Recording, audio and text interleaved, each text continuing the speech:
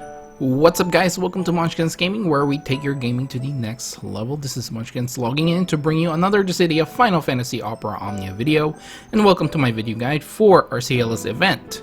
This is going to be covering the chaos fight of this particular event. And of course, before we start, like and subscribe if you haven't already. It does help my channel, and I really do appreciate all the support that you guys give me. And now, without further ado, let's start this video. Now, as always, we'll start this off with the abilities, weaknesses, resistances, and the elements that the last boss can absorb. And for this particular fight, we are fighting two ERODE MANTIS. It does have quite a lot of weaknesses for a chaos fight. It is weak to fire, wind, and holy elements. It doesn't have any resistances and doesn't have any elements that it can absorb. As for its ability, it has Thunder, which is a Thunder Magic Brave attack. This changes from Tandara at level 50 and changes to Tandaga from level 90 onwards. Blade, which is basically increasing its brave when its brave is less than its initial brave, and will do a melee HP attack. High Wind, which is going to be a group range brave attack, which also inflicts max brave down. Homing Flies, which is a range brave attack. Hit High Wind, which is going to be increasing its brave again when its brave is less than its initial brave, and will do a group range brave attack plus HP attack. This grants enfeeblement up to itself. Next up is Yellow Drain, which is a magic brave attack, which increases the brave by brave damage dealt. Next up is Gluttony Sickle. Now, this is going to be the unique ability that this boss has. Now, this basically recovers itself from its break status and will do a group melee brave plus HP attack. Now, this is also going to be a guaranteed hit, so if you're planning to use Jack or someone like that, just be careful. This will also inflict Fluke debuff. Now, Fluke debuff is basically like it's a stacking debuff, and it also is an HP poison debuff. At least that's what I can gather from experiencing it. This also will grant itself an attack up, defense up, speed up, max brave up, initial brave up to itself. Now, from what I can tell, these are all frame buffs, and this will now also remove all the target's buffs, frames included, from level 120 onwards. This will also have plus variant and a plus variant, which basically just increasing the damage overall.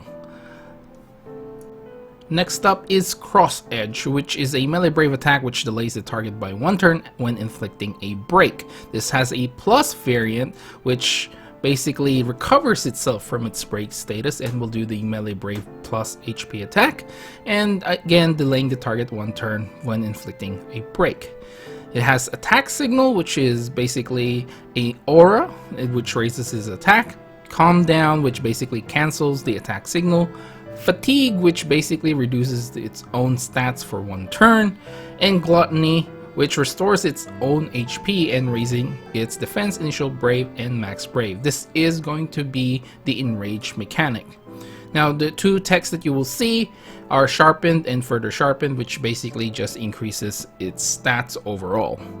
And finally, it is immune to the Paralyzed debuff and the Fluke debuff as well. So you can't use Yuffie to chuck that Fluke debuff on the enemy boss. Okay guys, time to move on to the general tips and guide. And the first one I have for you is just go all out. You can mix in a few HP attacks here and there if you feel like you're using too much, but this is only a two-way fight, and there's really no reason for you to pull your punches. Next is the boosted characters. Now, there are 4 for this one. It's going to be Arciela, Prish, Renoa, and Prompto. And if you don't have any of these characters, try consider bringing Galuf, Zack, Shadow, Cypher, Tifa, Vayne, Waka, Ramza, Yuffie, Golbez, Balthier, Fran, Jack, Aranea, Sephiroth, General Leo, Noctis, Lightning, Sync, or Jet. Honestly, bring any EX Plus character that you have. They're gonna be pretty worth it. Of course, it is going to determine, the fight is going to be determined by your composition in the end. So there's really no restrictions for this particular fight. Now, for healers plus Brave Battery option, of course you have Selphie, Ignis, Aerith, Lena, Rosa, Penelo, Hope, or even Ishtola. And as for the summon, you can bring whoever you want. Again, I'm quite biased in bringing Shiva because I feel like she is the best summon overall. Okay guys, now let's move on to the general strategies that I use and hopefully will help you guys as well. Let's start this off with the friend support as always. I highly recommend just bringing RNA for your friend support. It's just gonna make it so much easier. She can re-break and deal a lot of splash damage and a lot of damage overall. Just the best support for this particular fight. Next is going to be for delay, freeze, or HP silence is now going to be your best friends. Unfortunately, you cannot paralyze the bosses since they are immune to the paralyzed debuff. So you have to make do with the delay, freeze, or HP silence. Try to use freeze and HP silence when you do see the ult attack. The main reason for this is basically 2 out of 3 of its ult attacks are basically with an HP attack. So I do believe it's only High Wind that is a ult attack that does not inflict an HP attack. The other 2 hit High Wind, and of course Gluttony Sickle will inflict an HP attack. So if you can apply the freeze, time it right, or the HP silence around those times, is going to be really helpful. Now the next one is to bring a Dispeller. Just on the off chance that you actually didn't pull Arciela as your HP silencer, then this is probably something you want to bring along. Like maybe Faris, Vanille to a lesser extent, Balthier are very good ones to actually use. You can, get rid of the buffs the boss themselves gives. Now next up is to bring a healer and a tank. Now healer is going to be pretty essential if you do not pull for Arciela. Now you can probably use Kafka to a lesser extent, but honestly I would just bring a healer because Gluttony is gonna take a huge amount of your HP, and you really want to heal through that. Plus that Fluke debuff is pretty annoying as well because it is an HP poison and you do want some regen in your team. Now as for the tank, it is only for a safer run. Warrior of Light, Snow, Galuf, Zac, all those tanks will work in this particular fight. Doesn't matter who you choose, as long as they can prevent some brave damage or HP damage is definitely going to help. Now for my next tip is kill the boss almost at the same time just to avoid the enrage. Now if you do kill one of them before you kill the other, it will heal itself. So basically if you can kill them both at the same time would be very ideal, because there is only about 95 turns for this particular chaos fight. It's not as many as we used to get. So yeah, just try to make sure they just have a sliver of an HP before you kill the other one. And the last tip is something I mentioned earlier, but I thought I would mention it again because this is probably the most useful one. Is again, when you see that ult attack, chances are it's going to be a Gluttony Sickle or a hit High Wind coming to eat your HP. So just apply those HP silence, or if you're bringing Yuffie, you can actually use her EX ability as well to prevent the boss from buffing themselves. Okay guys, now let's take a look at some possible party compositions for this particular fight. The first one is going to be your boosted team, Arciela, Prish, and Rinoa with RNA as support and Shiva for your summon. Basically, Arciela is going to be essential since she has the HP silence, she can heal, and she's a pretty good brave battery as well. Prish and Rinoa are going to be here for more for the damage. However, you can replace one of them with Prompto if you want more battery and if you want a little bit of tanking as well. Alright, moving on to the second possible party composition is going to be the one that you guys are seeing here with Lightning, Zac, and Arciela with RNA as support, and Shiva for the summon, Lightning for the delay and damage, Zac for tanking, which I haven't used Zac for a long time now, so that's why he's here. Arciela, same thing as for composition 1. Now, for the next team is a very unique team, at least in my opinion.